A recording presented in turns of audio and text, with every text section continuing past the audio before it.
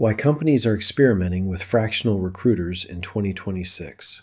What if the future of recruiting isn't full-time? Seriously. Because in 2026, companies are starting to question almost every assumption they used to have about hiring. Do we really need massive internal recruiting teams? Do we need traditional staffing models built around fixed overhead? Or does it make more sense to bring in specialized recruiting experts only when they create value? And honestly, this conversation is happening because AI changed the economics of recruiting almost overnight. Think about what recruiting used to look like. A huge amount of time was spent on administrative work, posting jobs, screening resumes, sending outreach, scheduling interviews, tracking applicants, writing summaries, updating systems. Now AI can assist with almost all of that. Not perfectly, not independently, but enough to dramatically reduce the amount of labor required for the process side of recruiting. And once companies realize that, they start asking a very uncomfortable question. If technology is handling more of the process, what exactly should recruiters be doing? That's where the idea of the fractional recruiter starts gaining traction. Instead of maintaining giant recruiting departments year-round, companies are experimenting with leaner hiring models, smaller core teams, then bringing in specialized recruiting experts when they actually need them. Maybe one recruiter specializes in cybersecurity hiring, another specializes in executive manufacturing leadership, another focuses only on healthcare operations, another only works on hard-to-fill engineering roles. Instead of generalists trying to cover everything all the time, companies are starting to look at recruiting more like a project-based expertise model, almost like Hollywood studios. A movie studio doesn't permanently employ every possible creative professional on Earth. They assemble talent when the project requires it. And in some ways, businesses are beginning to think similarly about hiring, especially in uncertain economic environments. Because fixed overhead scares companies right now, and recruiting has historically been one of the first departments affected during slowdowns. So executives are asking, what if we kept recruiting infrastructure lean and scaled expertise up or down as needed?